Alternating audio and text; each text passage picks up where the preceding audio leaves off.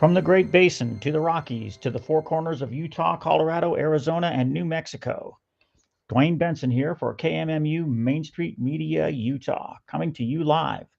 We're streaming on YouTube, Rumble, X, Twitter, and our website, kmmu.org. Please join our host, Dan Fillmore, for Let's Talk Utah's Dan the Eagle.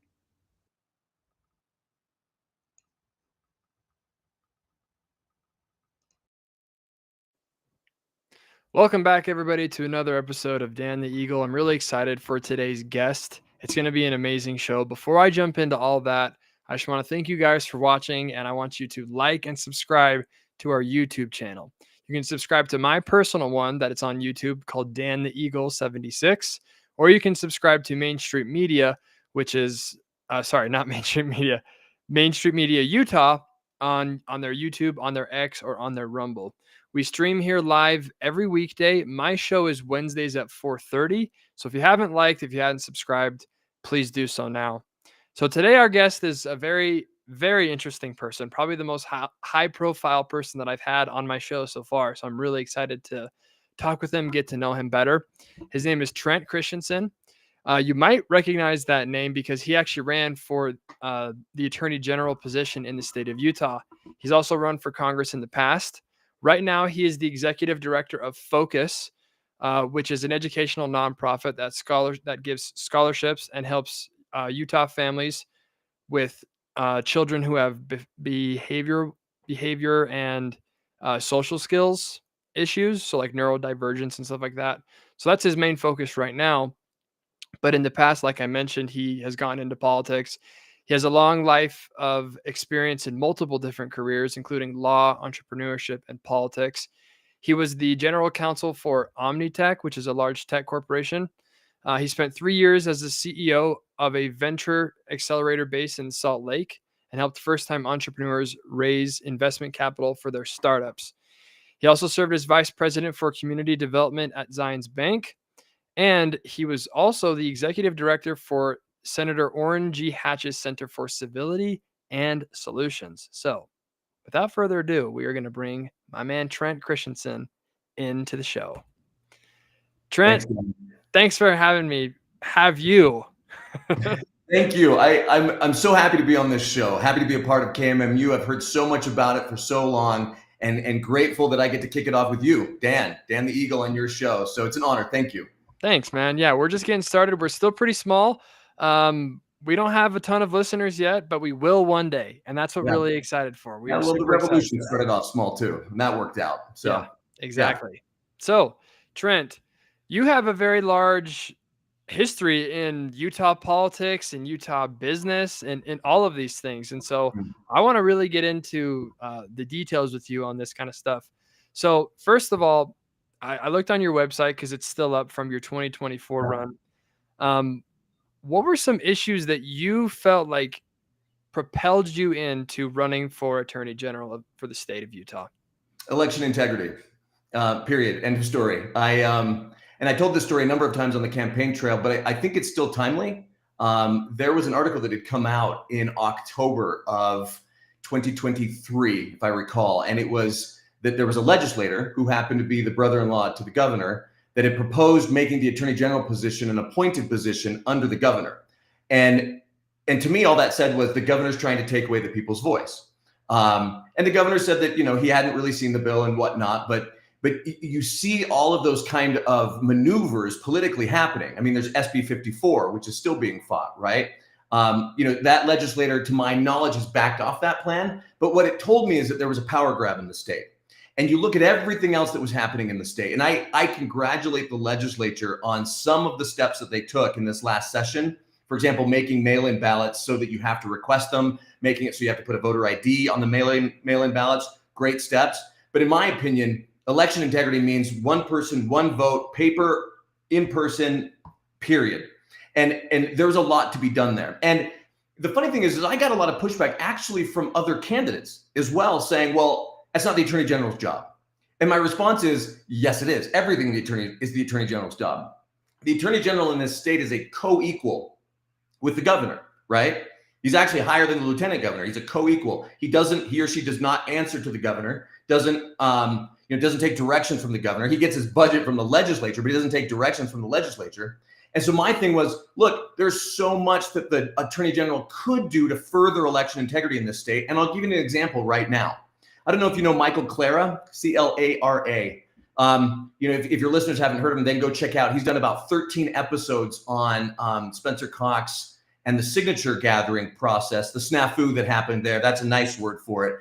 And how, frankly, statistically speaking, there is absolutely no way Spencer Cox could have qualified to be on the ballot. He did not get the necessary threshold at convention. He did not get the signatures. In fact, his statistical analysis shows that it is more likely that Joe Biden won the 2020 election, which he did not, than it is that Spencer Cox qualified to be on the ballot. So Michael's doing fantastic work about this, but where's the attorney general? The attorney general just filed a motion to vacate a grandma request that Michael Clara made of Lieutenant Governor to get those signature packets. And the reason the Lieutenant Governor isn't giving him those packets is she's saying, well, the attorney general has to sign off on it. Meanwhile, the attorney general is the one trying to vacate the order, right? It's a protection racket. And nobody's doing the hard work of nobody in the government, let me say. Michael's doing a great job. Phil Lyman's doing a great job. But the attorney general has vast power that he could make a difference there, but he's chosen not to. And so, what do you think? Sorry, what do you think? Because I'm sure that like on the trail, if you tried to explain this to somebody who doesn't pay attention to politics and isn't into the nitty gritty, they're going to kind of hear you as someone with a tinfoil hat. So what do you say? What do you say to somebody who says, well, that all sounds like a little bit conspiratorial. I don't really feel like that's how it works. What would you say back to that? And it's funny. I ran into people like that all the time. I'm sure you did. And what I would say is, look, one of the founding principles of this country is one person, one vote. We're a constitutional republic that has aspects of a democracy, right? We're not a democracy, but one of those aspects of democracy is one person, one vote, meaning you get a vote, I get a vote. And I said, but what if your vote doesn't count, right? And some people say, well, I don't vote because I live in Utah, it's a red state, or I don't vote because I live in New York, it's a blue state. Well, that's discounting your vote. And if you're okay with your voice being discounted, then there's nothing I can do to help you.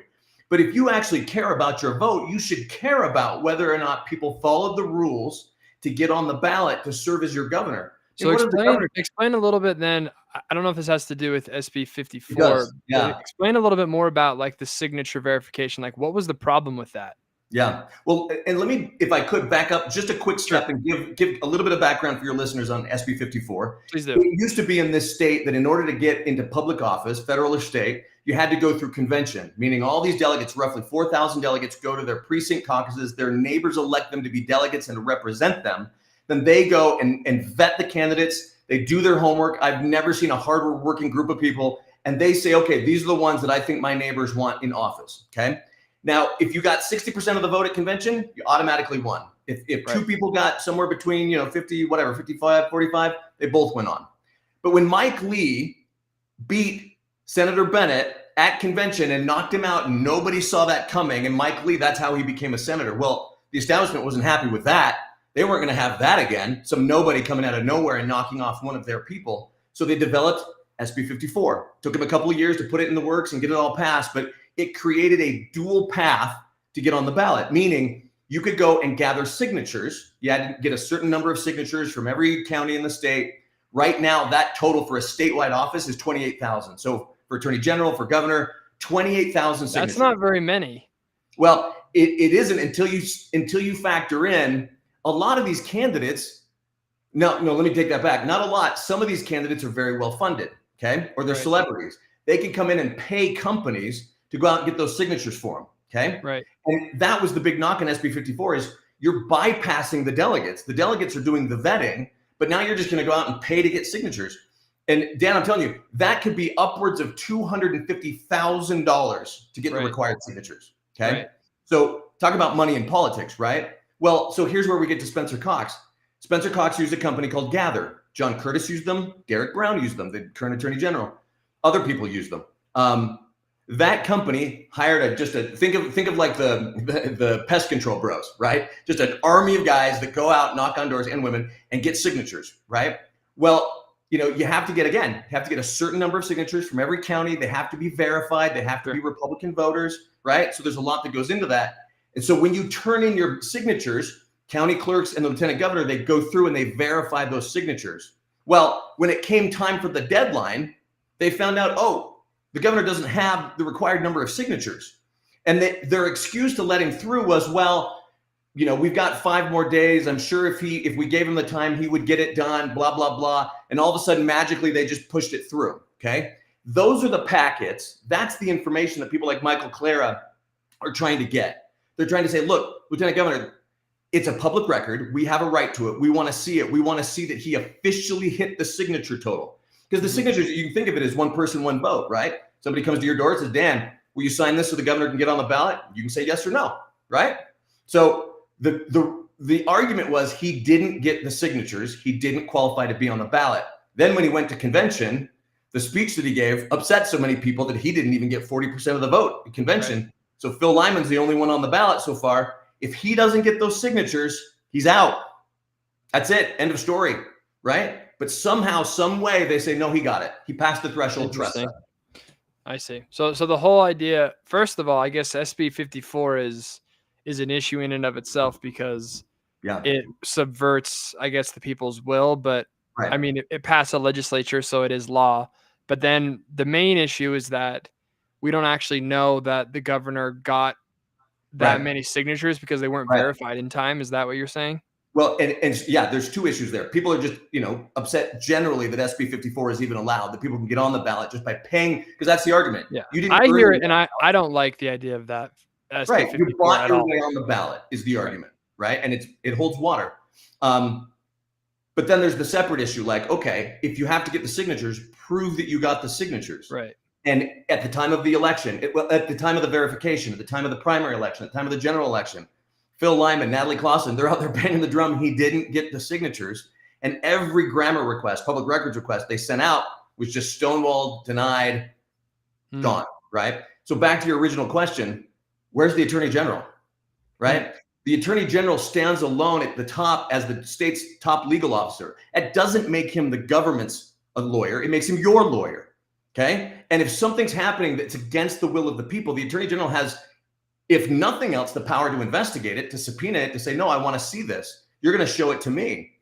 And if the only attorneys that the Lieutenant Governor has are assistant attorney generals, right? Yeah. It's all through the Attorney General's office. That's someone who could make a change. Yeah. Well, it seems like a compelling message to me. Obviously you didn't win. So tell me, what were some things that I guess that they were throwing back to kind of counter this argument? Well, there wasn't a lot. That's an interesting question. Nobody was trying to counter this argument per se. People were saying, other candidates were saying, well, the Attorney General doesn't really have the power that Trent says that person does. And my response was, the Attorney General has never used those powers. It doesn't mean the Attorney General doesn't have those powers. There's just never been anybody in that office that was willing to stand up to the governor, willing to stand up to the legislature and use those powers. That's very different.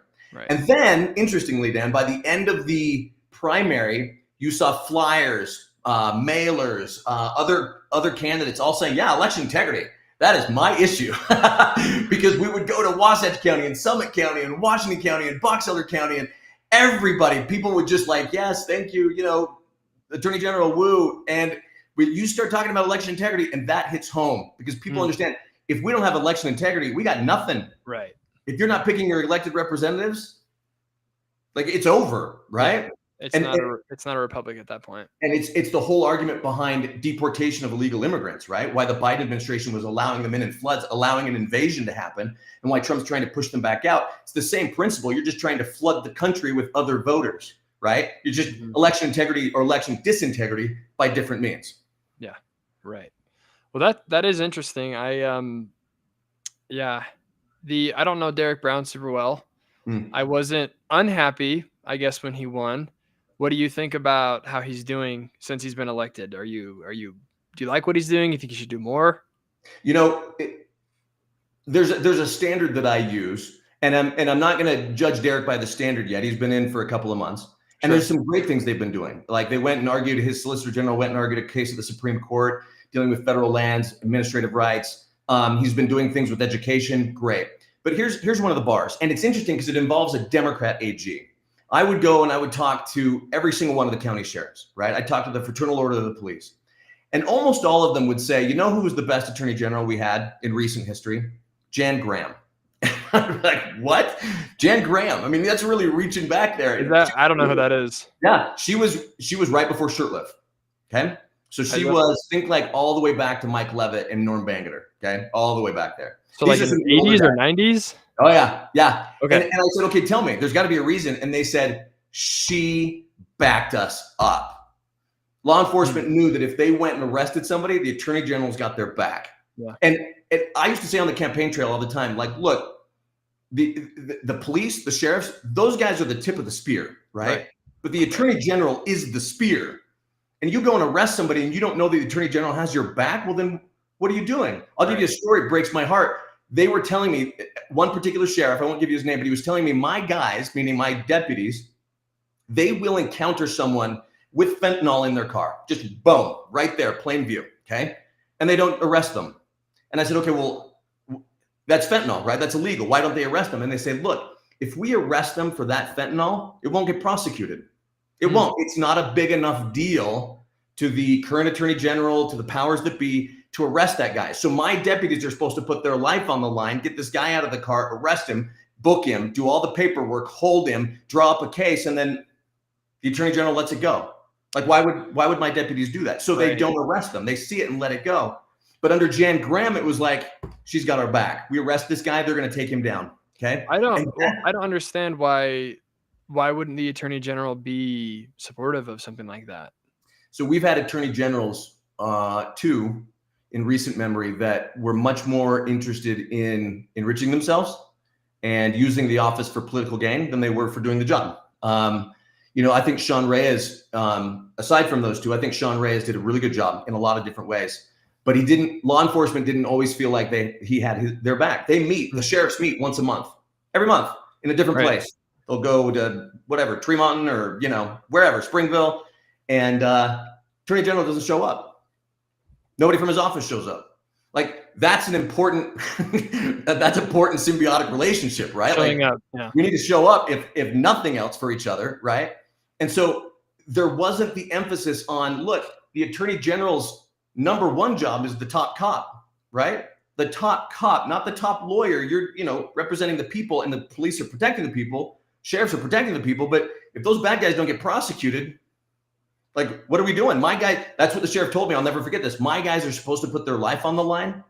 And then this guy that they arrested, they know he's not going to get prosecuted. Why would they do that? Right. I heard a story just recently from, I want to say it was in Minnesota, where there was someone who firebombed like 6 Teslas, and they take him in, and then they let him off the hook, and they just said, basically, we're just going to give you a slap on the wrist. Go about your business. Do you know why? Do you know what his job was? That guy, the government employee that they grabbed. Do you know who he worked for previously? Mike Waltz. You recognize that name? Sure do. Tim Waltz. Sorry, Tim Waltz. Tim Waltz. I was going to say Mike Waltz. We like that guy. I was going to say, wait a second. That doesn't sound right. Tim Waltz, different Waltz. Governor of Minnesota, former vice presidential candidate, right? And when you run a state and it's corrupt, then the corrupt people go free, right? Because here's, like, we hear those stories and we think, oh, thank God I don't live in Minnesota. But you're saying that we can't say that because we live in Utah soda. If you take a map of the United States, Utah soda, I like that. There's plenty of soda here. And you looked at every single state and their trend over the 2024 election, every single state trended red. Not that they are red, like California is still very blue, but they trended red except Utah. Utah is the only state out of all 50 that trended blue, right? And why is that? Well, there's probably a lot of reasons for that, but I think a lot of people can point to election integrity, right? Like, we're getting a lot of refugees out of California and stuff like that, demographic shifts, that's going to be part of it, but our politics are changing. I just had a conversation with a good friend yesterday where I just about lost my mind at this argument of like, my vote doesn't count in Utah because it's so red. And it's like, that's the argument that they want you to believe. That's the psyop, right? That's the Kool-Aid they want you drinking so that just in the dark of the night, Utah turns blue. Sure. There's a famous political commentator, James Lindsay. He presented a couple years ago at the Eagle Forum event. Gail Rosica does, awesome event. And he had this theory. He said, look, there's 3 kinds of states. There's red states, and there's blue states, and then there's fake red states. There's no such thing as a fake blue state, right? Like if it's blue, it's blue. You don't have to worry about it. But there are a lot of fake blue states. And he said, frankly, he just said to the audience, no offense, Utah is the fakest of the fake red states. And so, that's what we're living with right now. Like, can we trust that the police are able to do their job? They want to do their job. I know they do. But can they, right? Do they have somebody backing them up to do their job? And that was always number two. You'd asked me earlier, my biggest issue, election integrity and backing up the cops. Top cop, giving them the assurance that they do their job. I've got their back. And so I think Derek's doing, to answer your question, I think Derek's doing some good things. I'm going to withhold judgment right now. I want to see, are we going to stop being a sanctuary state? Are we going to start going after the fentanyl, right? Yeah. Are we going to stop what's happening? I mean, we're seeing articles about it. They're suppressing some of it, but illegal immigrant rapes a girl in Harriman, there was somebody in American Fork who was pulled over. This was last year with 30 pounds of fentanyl in his car. Yeah. That could kill like half the state, right? Like, is that what we're going to stop? Because that's going to require an attorney general that rolls up his sleeves and says, we're going to war.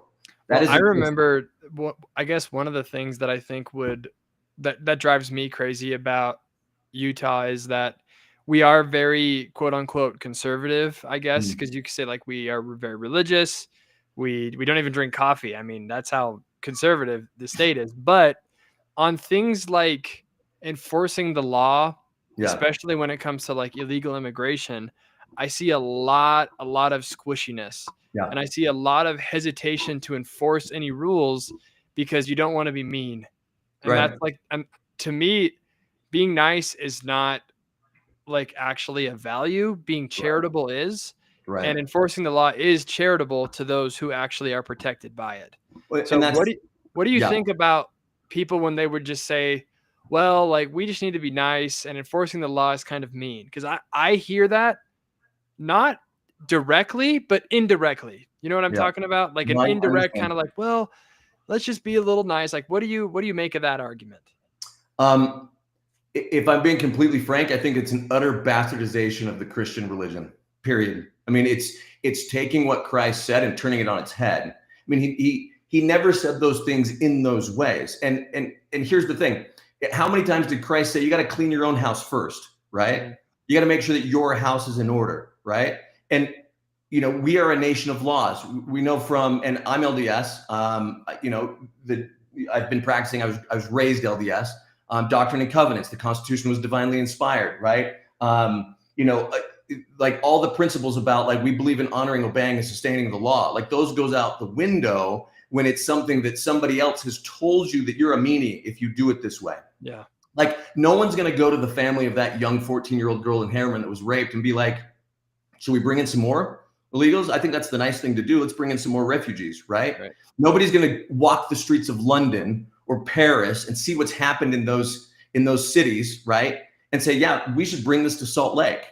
And there's ways to do it in a humane way, right? That's what being nice is. You enforce the law in a humane way. That's the purpose of due process, right? That's the purpose of habeas corpus, right? But to say, well, we shouldn't enforce the law, well, then what happens to the people who relied on that and built a life around that? And now you're telling them that, sorry, you don't count. Only those people who want to disobey the law count. Christ never taught that. Yeah, I see this constantly where, like, for example, just in a school, I've substitute taught a couple times because I thought I was going to become a teacher. It turns out I don't have the personality for a teacher. Shocking to no one. But I remember going to a few classes where half of the students spoke Spanish and not English. Yeah. And I was shocked by that in Provo. Yeah. And I was like, wow, this is insane. Mm-hmm. And so that means most likely these people are not here with our permission. They're not learning the language. They're not teaching the language. And we are not even expected to teach them our language. We do all of the classes in Spanish as well as English. We hire additional people on so that they can translate. We have all their assignments in Spanish. And it's like, excuse me, do we have any rules or laws here and we have to pay for this? Our tax dollars go towards their housing, their food, their education. How do we benefit from this? I would like to know. But you can't say any of that because it's not nice. Well, Trent, it's not nice. And what I used to tell people is like, well, you should say that to my mom. My mom immigrated to this country when she was 19 with her parents. She didn't speak English. She got a job and learned English on that job the best she could, right? She went through the process. She naturalized, right? I mean, it's kind of, she was literally going through the Panama Canal when they got news that Kennedy was shot. Wow. And everyone on that boat, there was Japanese, there was Argentines, there were Brazilians. Everyone on that boat was devastated. They weren't Americans, but they were devastated because they knew what that meant to the world, that this hope, right? This JFK, this, this shiny American leader was shot. What does that mean for the rest of us, right? They wanted to come here and be American. Yeah. She will always love Argentina. She will always have pride in that culture. And growing up, and she grew up Methodist, she's proud of that. She's American, and she wanted her kids to be American. And that's the notion that we've gotten away from, is come to this country and wave the flag of your country of origin. Like, do you want to be American or not? Right? Like, and I don't see any reason to fund that. That to me is the literal definition of an invasion. You want to come here and be an American? I will help you all day long, right? But otherwise, we disagree. Yep. And I think that most, it's so annoying because I feel like most people in Utah, you explain it to them like that and they would agree with you. But the fact that we're a sanctuary state and nobody cares, nobody cares at all. We just go every single legislative session and it just kind of passes us by. It's like, we are losing the state and we don't even care. We don't even enforce our culture on other people who come here. It's crazy. Right. Well, and it's aided by a media that wants to be complicit with the notion that no, we're not a sanctuary state.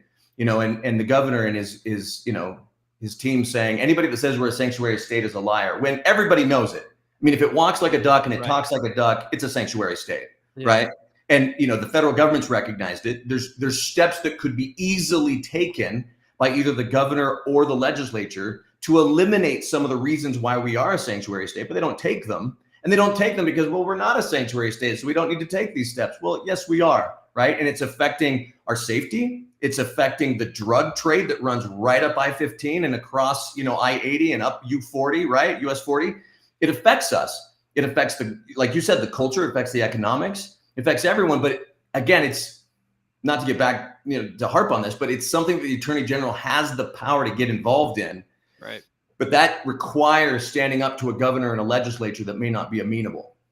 Yeah, you got to have the stones to do it. And I don't think the establishment really wants to take that on, in my opinion. But well, thanks everybody for listening. We're going to keep going, but I'm going to do a little ad read. If you haven't liked and subscribed, go ahead and do it to Dan the Eagle, to my personal YouTube account, or to Main Street Media Utah on X, Rumble, and on our Facebook. If you want to call in and ask Trent or myself a question, you can. The number is 385-899-2134. Our lonely call screener is waiting patiently for you to call in. If you'd like to ask me or Trent any questions about the sanctuary state, status of Utah, what we need to change, why we love Governor Cox, I'm sure we would love to answer any of those questions for you. So, Trent, I take it you're not a huge Governor Cox fan then. Is that correct? Well, I'll say this. His response to COVID-19 was terrifying. Terrifying to me. And again, it's something where an attorney general, Attorney General Reyes at the time could have done, in my opinion, more to stand up to it. And let me tell you what I mean by that.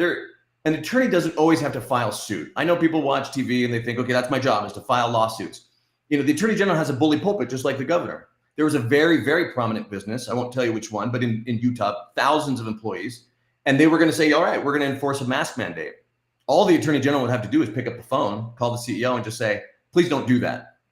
Like, we can work something out. I'm going to ask you not to do that. Yeah. Okay. And that's all it would take. And then set the precedent. Right. But, his response to COVID-19 and the way that was handled was terrifying. I didn't like how he was elected the first time. The barely the slimmest of slim of margins where he didn't even get over 33%, right, to win. I will say this in the governor's favor. Governor Huntsman, in my opinion, did more for the economy of this state than any governor in recent memory. And I can go through and list some of the things that Governor Huntsman did, but very impressed with what he did with the economy. He took it from here to here, and it stayed there. And Governor Herbert kept it there. He managed it well. He was kind of more of a manager than a governor. And Governor Cox hasn't messed that up. Economy is still very strong. We're still like one of the number one states when it comes to business creation. with entrepreneurship, in so many different categories. Ironically, one of the only categories that we don't top the list at, that we're actually really bad at, is women in entrepreneurship. And maybe that's a topic for a later podcast, but I always find that interesting. But he's done, I will give credit where credit's due. He's done that well. But here's what's frustrating about that, Dan. I'll have people come to me, people that are close to me, people I know and trust and respect, and they'll say, look, the economy's good. Do we really care whether he got the signatures? And my response is yes. Yes, we care. Yes, we care. I don't care if the next guy is completely illiterate when it comes to the economy. I think Phil London would have done a great job, but that's not what matters, right? If we can't stand on principle, you're telling me like, look, with Governor Cox, I get $1 in my pocket. That's not good enough for me, right? That's not good enough for me to disenfranchise 3 million plus Utahns who didn't vote for this guy, or at least he didn't qualify to be on the ballot. So sometimes you get the, hey, economy's doing great, let's let it roll. And that's not what I'm about. I think he was purposely a little cuddly with the Biden administration. I think he really tried to walk that back as fast as he could with the Trump administration when it was clear that Trump was going to win. And to me, that's not a leader, right? No. To me, you can't tell me where Spencer Cox stands. I mean, one day he's spouting pronouns and the next day he's vetoing LGBTQ legislation. And maybe you're on one side or the other, but just tell me which side you're on, right? So like, I haven't seen him as much of a leader in those ways. And I've seen some of his actions be terribly detrimental. Number one being what they did with the election. Number two being, the fact that we are and remain and are probably becoming even worse of a sanctuary state. Yeah, I don't like him. There you go. That was a much more efficient answer. I can't stand him, man.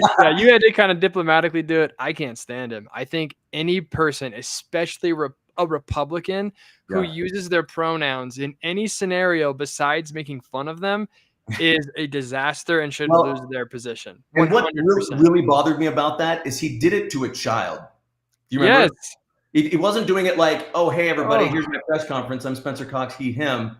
It was a young child on a Zoom, and he gave her. And so you're just reinforcing the woke brainwashing that's coming from the national media, from the outside sources, from the sources that don't love America, don't love those kids, and are trying to brainwash all of them, right?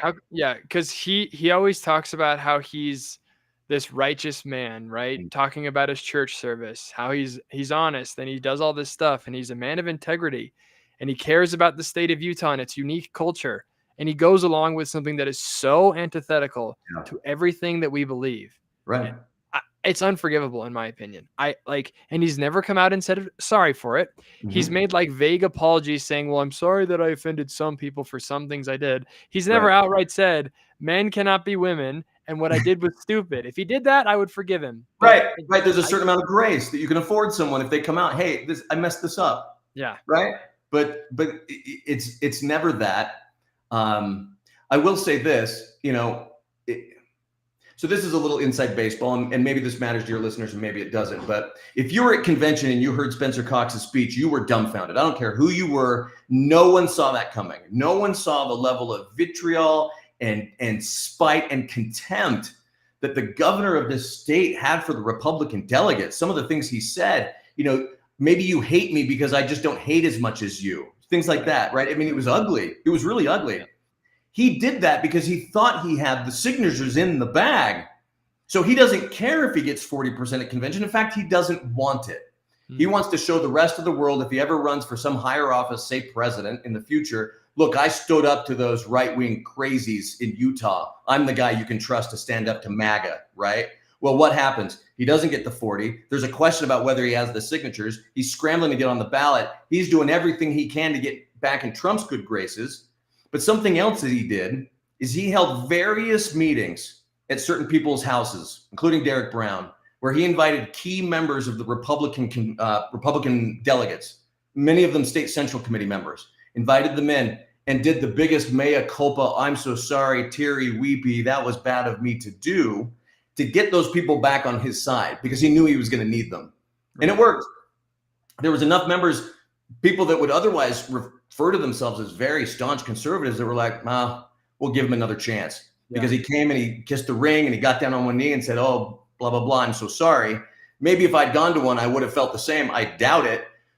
But that gets back to my earlier point where people are just like, you know what? He's in that ward.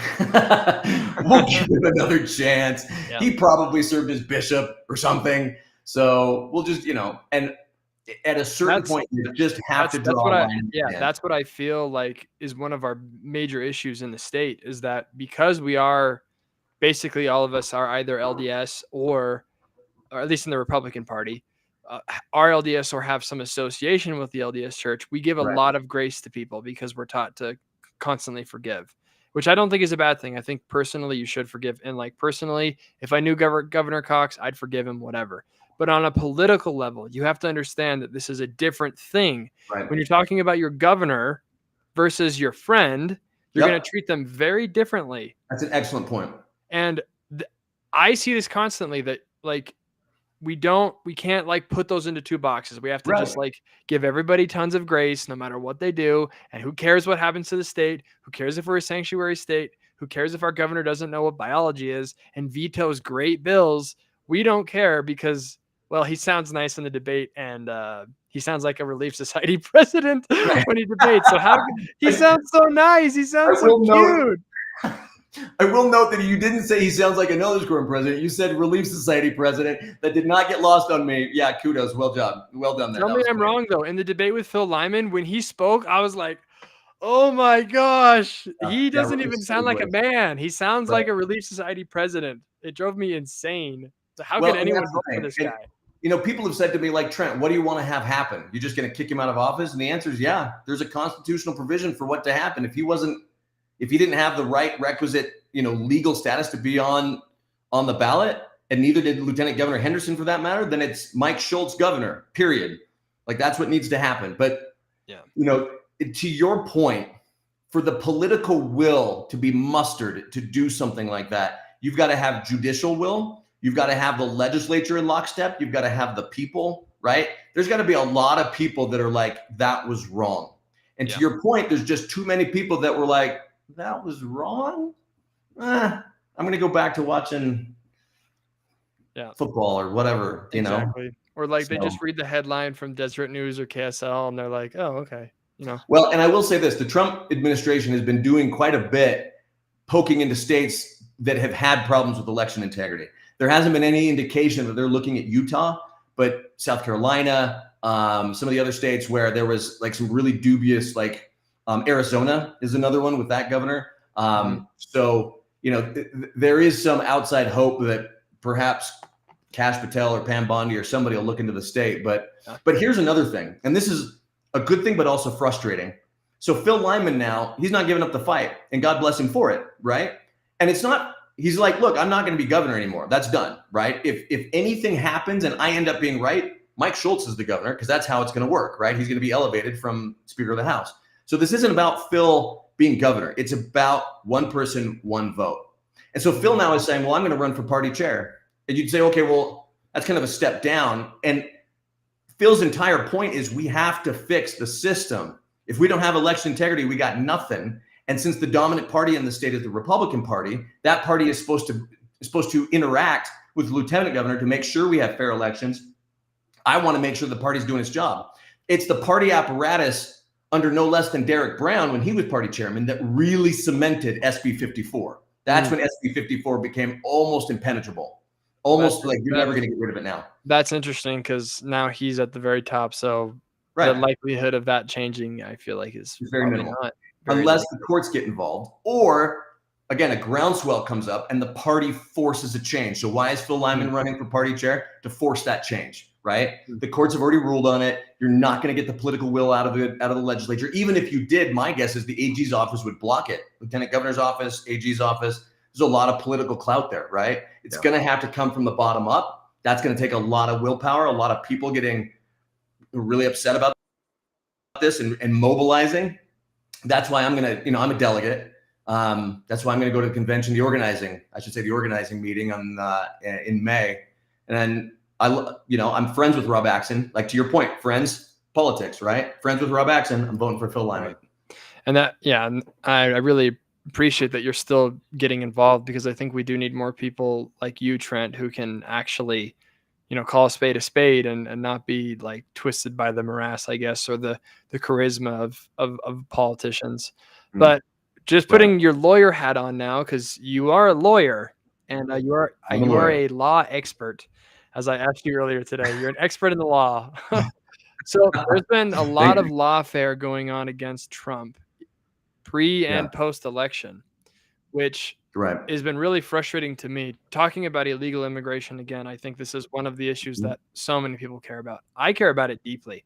I remember going to the store as a kid and like never hearing Spanish. And now you go into any store and it's only Spanish. And you're like, I just wonder where these people came from. These guys, you weren't here 10 years ago and you are now. And you're in the schools and you're everywhere. And I don't know, how did you get here? Do you have plans on assimilating? Like, what's going on? So Joe Biden let in something between 10 and 20 million people over the course of 4 years. And he even shipped them, boated them, flew them, bused them to Utah, to Colorado, to New York, to all of these places, to Pennsylvania, to Arizona, all these places that he needed to flip. And it's been a huge issue. And the American people said, we're not doing this anymore. Enough of this crap. Get them out of our country. I think Harry Enton had a poll that said that 56% of Americans approve of deporting all illegals, whereas it's the main driver behind Trump's approval ratings right now, which is a massive shift. It was like 36% back in 2016, and now it's up into the 50s. So we understand the problem. We understand what's going on, but every time Trump tries to get somebody out, tries to do something, tries to get rid of gang members to this Salvadoran prison, there is a roadblock in the way, legally speaking. So what's his name? Boasberg is the judge. As a legal expert yourself, as a lawyer, as someone who's versed in the law, is there any legitimacy behind the claims that Trump cannot deport illegal immigrants to El Salvador? So you always have to look at, where does Trump get the power? That's, as a lawyer, that's always the first place you look, because just being in office doesn't give you all inherent powers. In fact, the Constitution reins in your power, right? That's the point of the Constitution, is to keep you from doing whatever you want, right? So, okay, where does Trump get this power? Initially they used the Alien Extradition Act, back from the 1700s.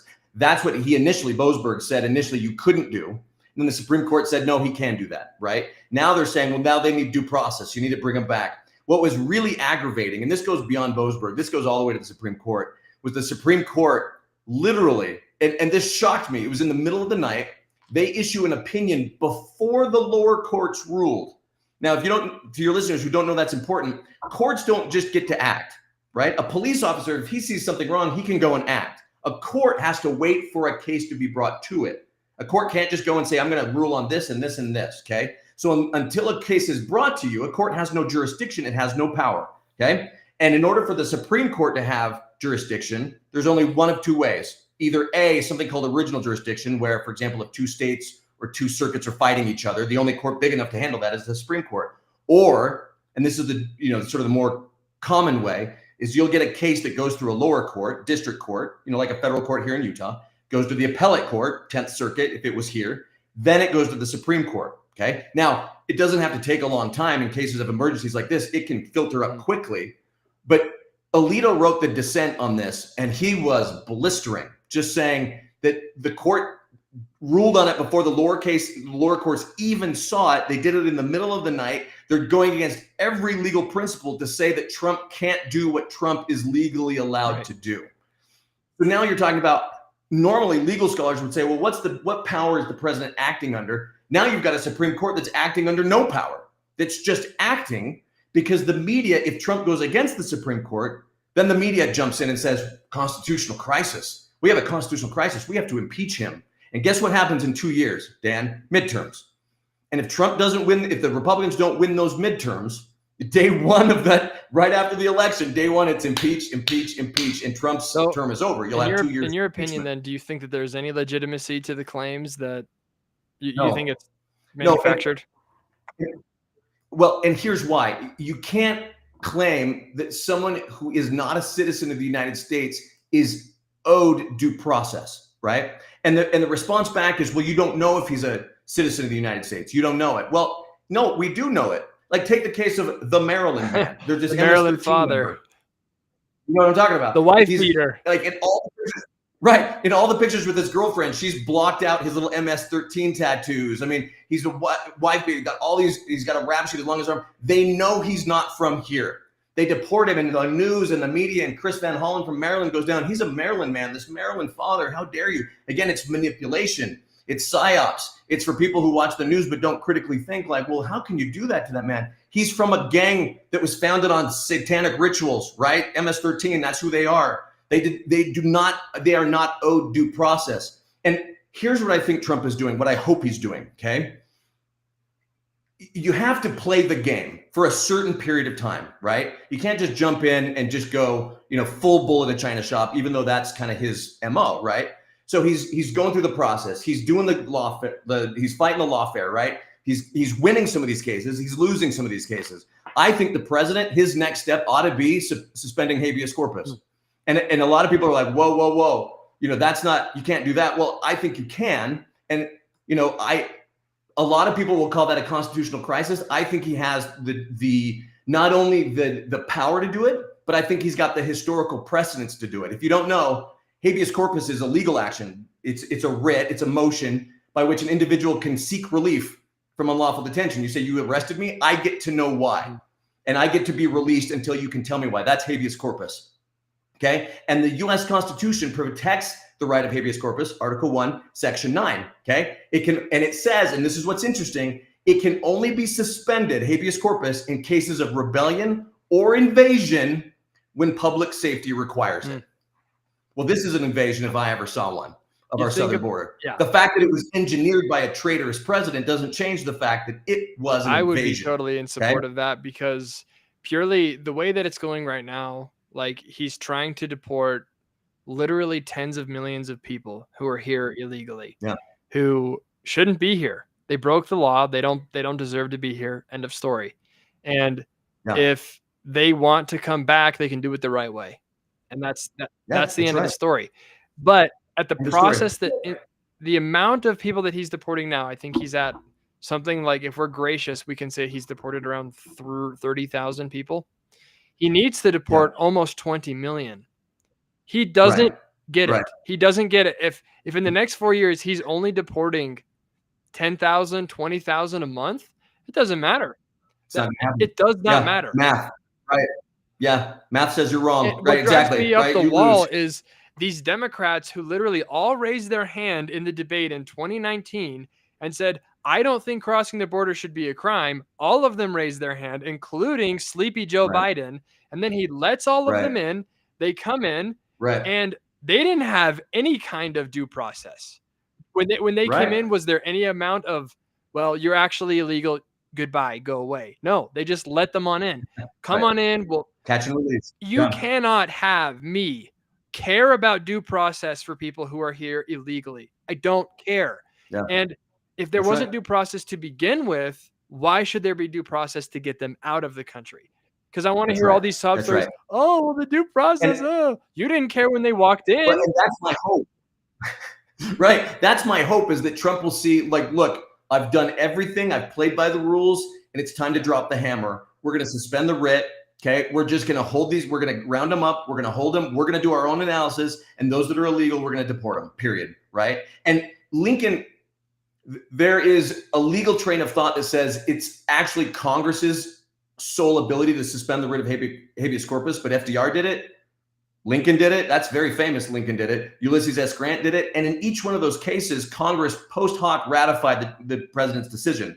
So if the president can do it and Congress ratifies it, there is no constitutional crisis. But to your point, you just don't have the time to do onesies and twosies. There's no time. You've got to move. You got to go. This isn't our country 4 anymore. years, probably only 2 for being realistic. You have to get this done. And you cannot. You can't rely on winning the midterms. You can't assume you're going to get a 4-year term, because those Democrats take the House, and forbid they take the House and the Senate, you'll be impeached for every day for the rest of your term. And the country just keeps importing more and more people who don't share our values, who vote different ways, and really have no interest in becoming American. And then we end up like Canada, where That's they're right. embarrassed to call themselves Canadian, where they say we're a post-national country. We have no identity. We're just a group of random people in a random place at a random time. And also we hate ourselves if we're white. I'm not interested. Right. No, thanks, Trent. No, thank you. No, thank you. Right. Well, then you look at countries like London, or like England and France and Germany, right? They are no longer those countries, right? They are no longer the Germany and the France and the England that we know. They're not. And they won't be for the next several generations, right? Mayors of major towns, including London, all through England, are Muslim. Is there anything wrong with that? No. Is there something wrong when the entire culture change? It's not England anymore. That is not our ally. And by the way, they have nuclear weapons. And so now we're ceding control of a nuclear power to a country, a culture, a people that aren't necessarily our allies, but we're supposed to defend them in NATO. Yeah. Right. The UK is a whole other topic. Oh man.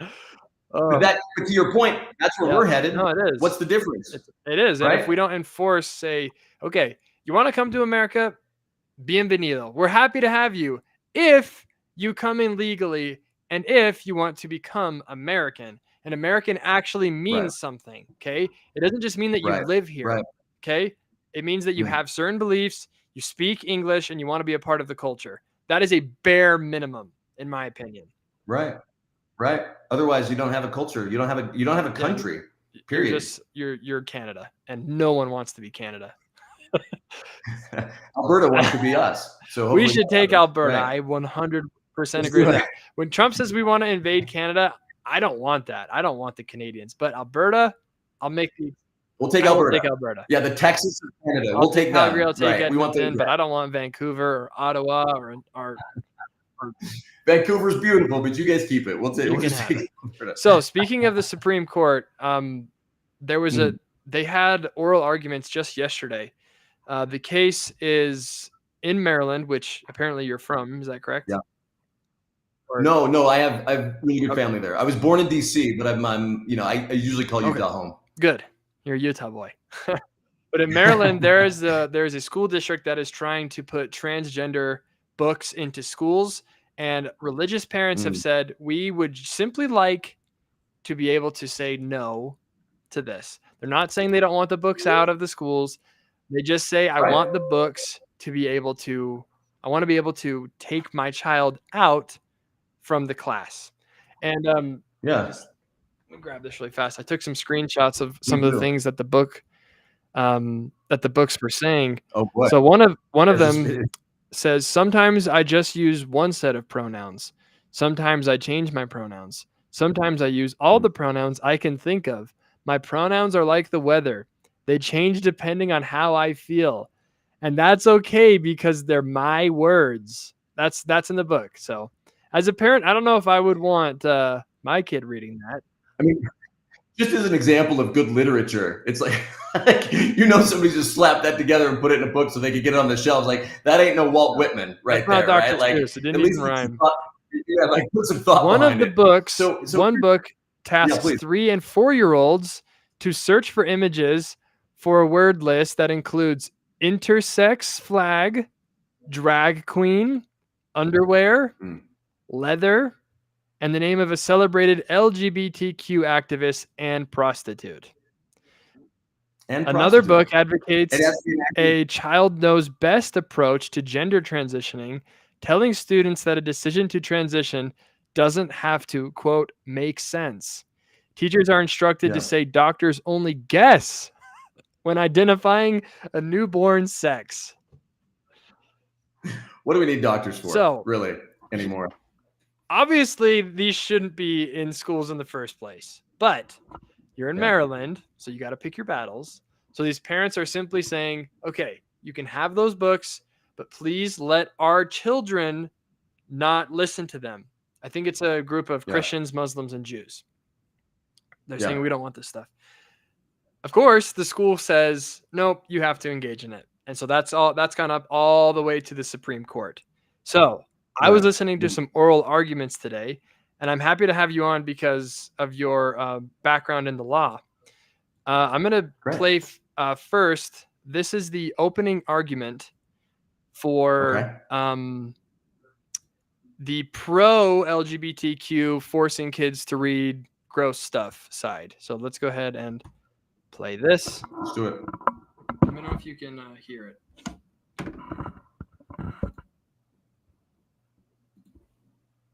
Mr. Schoenfeld? Mr. Chief Justice. Can you hear that okay? I can, yeah. So again, this is the opening argument for the pro forcing kids to see this stuff in school. Mr. Schoenfeld? Mr. Chief Justice, and may it please the court. Every day in public elementary school classrooms across the country, children are taught ideas that conflict with their families' religious beliefs. Children encounter real and fictional women who forego motherhood and work outside the home. Children read books valorizing our nation's veterans who fought in violent wars. And children in Montgomery County read books introducing them to LGBT characters. Each of these things is deeply offensive to some people of faith, but learning about them is not a legally cognizable burden on free exercise. So the case that he's making is some people might not like war, but we talk about that. Some people might not like women working. So therefore, you as a parent have to have your kids search for the word drag queen and leather in a book.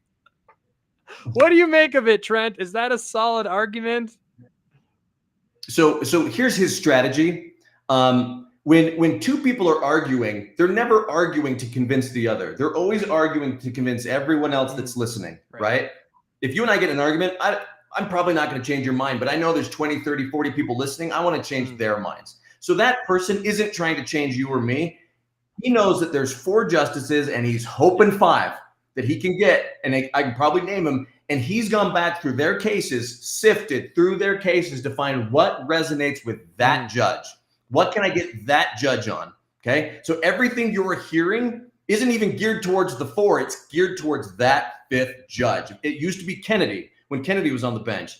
We went to 5-4. Now we're technically supposed to be 6-3, but we don't even have Amy Coney Barrett voting with us. And Roberts is a squish. And it's always been a squish, right? It's thanks to Roberts that we got Obamacare, right? And you can't always count on Kavanaugh sometimes. And so that's what he's doing, okay? To you and me, it's like, that's utterly ridiculous. You should be slapped in the mouth. But that justice is like, hey, I remember reading that in a law school article back in 1994 when I was going through law school or whatever, right? That's what he's doing, okay? Now, the legal argument is absurd on its face, right? But let me get down to the real war that's happening here. You said something I think very important. You said that these parents are making the argument that these are our children. And we don't want our children hearing these things. The state doesn't believe that. The state does not believe that those are your children. And if you're listening to this, ladies and gentlemen, your children in the eyes of the state, in the eyes of the state of Utah, in the eyes of the Division of Child and Family Services, in the eyes of the federal government, those are not your children. They belong to the state and they can do with them what they want. That's the argument. That's the core underpinning of what's happening here. They're going to build this as a religious freedom case. It's not. It's whether or not the state gets ownership of your children, not just when they enter school, at their birth, okay? They're born, they get that birth certificate, they belong to us, right? Because those rights are going to continue to be chipped away. Let me give you a personal experience where I learned this, beyond a doubt. So my very first pro bono case I ever took it for free, right? My LDS bishop asked me to help out a couple in the ward. The state had come at gunpoint and taken away their 9-year-old and 7-year-old daughter because of an allegation, unproven, untested allegation that the father had been inappropriate with the children. So took the kids away at gunpoint. Okay. The children get assigned a guardian ad litem. And boy, I have issues with guardian ad litems. Okay. The state is trying to prosecute him. They're getting testimony from the children that's obviously being coerced out of the children by the guardian ad litem, right? The father can't see the children. The mother can't see the children, right? I come in and my first job was to somehow legally separate the children from that guardian ad litem, right? And you know what that guardian ad litem did to me? The very first time she ever met me, we walked into court and she threw, just like this, she threw a motion at me. It was like 9 pages long. And it was a motion for sanctions against me. Wow. She wanted the court to sanction me for daring to come and interrupt the state as they stole these children away from this family, right? I won the motion. I won the hearing. I represented the girls and we ultimately won. But Dan, it took me 8 months Do you know how much it costs to pay a lawyer for 8 months, right? I did it for them for free. But who has that kind of money? Like, the state comes and takes your kids. If you don't have a lawyer in your family, or you don't have somebody that owes you a favor, or you don't have the money, your kids are gone. And once they hit that system, they are gone. One of the things I said I wanted to do as Attorney General was audit the system. The Attorney General sits at the top of every regulatory agency in the state. So it has the power to go in and say, okay, we're going to audit this top to bottom, Doge style, before Doge was cool, right? And I wanted to say, we're going to start with DCFS. Where does that money go that we're giving them? Where do those children go that we're giving them? What's their success rate? What's the, how is it organized? Like, what's the procedure? It's a locked box. And so, again, this hits home for me on a personal level, because that guardian ad litem in Massachusetts, that state prosecutor, those children did not belong to that family. In their mind and in the judge's mind, and I had to overcome this, those children were already wards of the state. They were just trying to fight me off from taking away a gravy train from them. Yeah. That's what this is. It's sad. And it clearly has Marxist communist underpinnings, where the state believes that you are not part of a family, but you are part of the society at whole. And that is what matters more than your own family. And you see this, in Colorado, where they just passed the bill saying that if a parents separate and one of, like, say, the father doesn't want to go along with the pronoun stuff, but the mother does, he will actually be banned from having any ability to interact with his kids. And again, the state has decided what parents can and can't teach, and it's just absurd. So I'm going to show you another video, or I guess not really a video, but just an audio. This is, I think this is Gorsuch. It might be Alito, who is giving the counter argument. So the pro, I don't want to have my kids look for prostitute names. So let's go ahead. Let's listen to that one right here. Okay. To support the public schools, but we pay taxes to support the public schools, but we don't have enough money to send our children to private schools, and one of us can't stay home and provide homeschooling. So we just want to be able to take our children out of the part of the instruction that we find objectionable. And what's your response to that? Your response to that is just, well, it's too bad, all right? This is the public school, and the public school can teach what the public school wants, and you don't like that? Well, you can send your children to private schools. There's no indifference to the religious beliefs of the petitioners in this case. The school did what it could to accommodate those views. There are simply circumstances in which what the petitioner or what any plaintiff recognizes as a burden on their religious belief. Anyways, he goes on and on. We have to listen to that. But you heard the argument from the first side. We can't homeschool because we don't have the time, and Maryland is a state that doesn't offer this kind of stuff. We can't send our kids to private school because we don't have enough money. So we are just sending our kids off to their doom because we have these heartfelt beliefs that we truly believe are wrong. To me, and I hope to the justices, this is a persuasive argument. What do you think, Trent? Well, I certainly think it is a persuasive argument, but that was Alito, by the way, to recognize his voice. But let me tell you what I think is also pernicious about this. Maryland's a very different state from Utah, right? In a lot of different ways. And one of the original 13, all that kind of stuff, very liberal. And, I think the danger is that they've actually set up a system where there is no other alternative on purpose. Exactly. Right? Where they limit the ability to homeschool. They've limited charter schools. They've limited school choice generally. No, you can't opt your kid out. And if your kid's there, he's going to listen to this stuff. Now, if you come in and want to teach a Bible course, right? Well, then you're a heretic and you're going to jail, right? But because that's religion. But I can't opt him out on the basis of religion, right? And look, I think anybody ought to get this right. I'm in one of my very first jobs right out of college I was lobbying for school choice here in not lobbying. That's not the right word. I was never a lobbyist, but I was advocating for school choice. I was running a nonprofit that was pushing and working with legislators to enact school choice. We helped enact some of the first school choice legislation here in Utah. And at the time, the homeschoolers wouldn't talk to us in the state. This is, I'm going to date myself, but this is 2001, right when I graduated college. And they didn't want anything to do with us.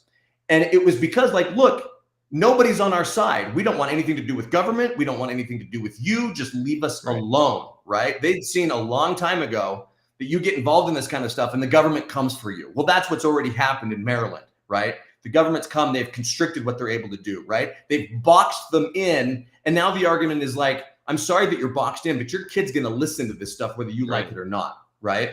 That's how pernicious this gets, is we've created a system that's going to generate some great workers for our industrial system, and they're going to believe the way we believe, and then they're going to ship them off to Harvard and Penn and Columbia, and they're going to get even more radicalized, right? This is how we're going to do it. And it's not even, LGBTQ is the line that they're fighting. It's not about that, right? I mean, it is shocking to me that drag queens, they never want to do a drag show at a senior center, right? They're never knocking down a door to do it.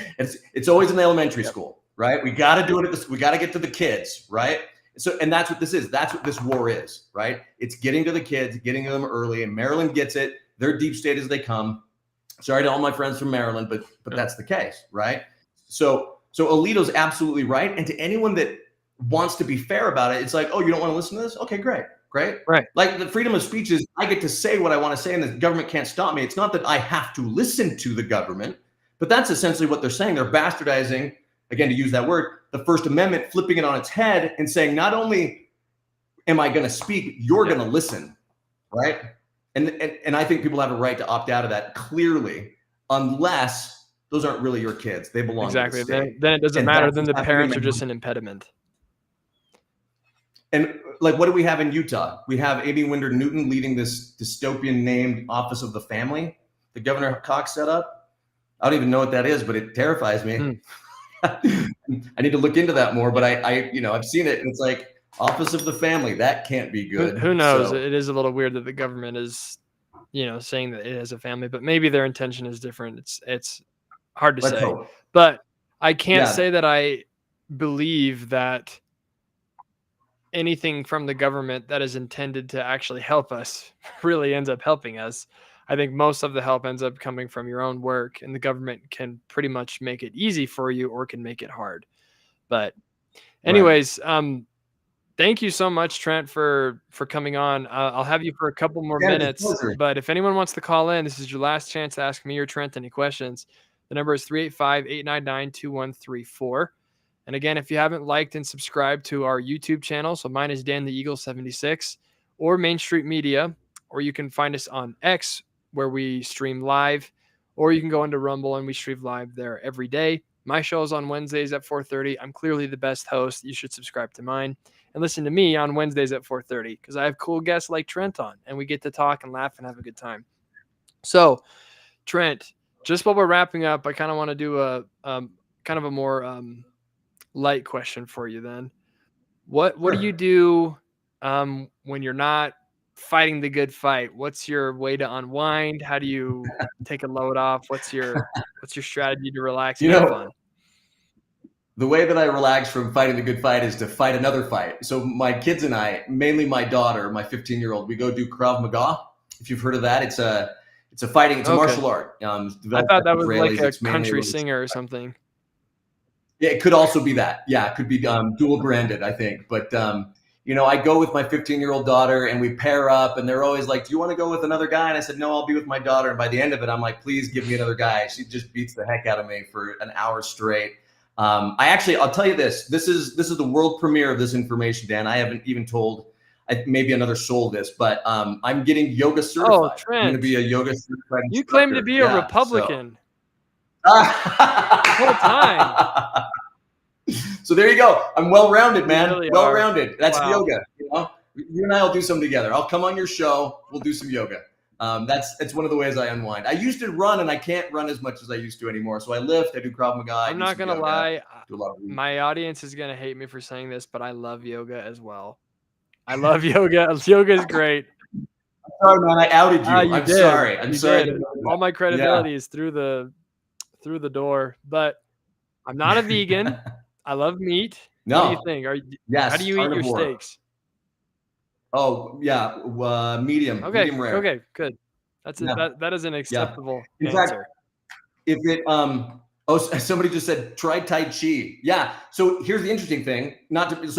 So when the Israelis developed Krav Maga, they took from all like Muay Thai, Tai Chi, they took all of those and sort of put it into one where it's very street fighting. You're not meant to go 8 rounds in an octagon with Krav Maga. You're meant to, like, you've got an assailant, you fight him off, and you run away, right? Like, that's the point. It's more self-defense, and that's why I like doing it with my kids. But I love that comment. That's cool. So good call. Well, yeah, we doesn't look like we have any phone calls, unfortunately, but we really appreciate everyone who tuned in, and we appreciate Trent for being on, and hopefully we'll be able to keep fighting the good fight, and we'll have you on at another time. Please do. We didn't even get through half the questions. I'm too long-winded, Dan. I apologize, but you're a great host.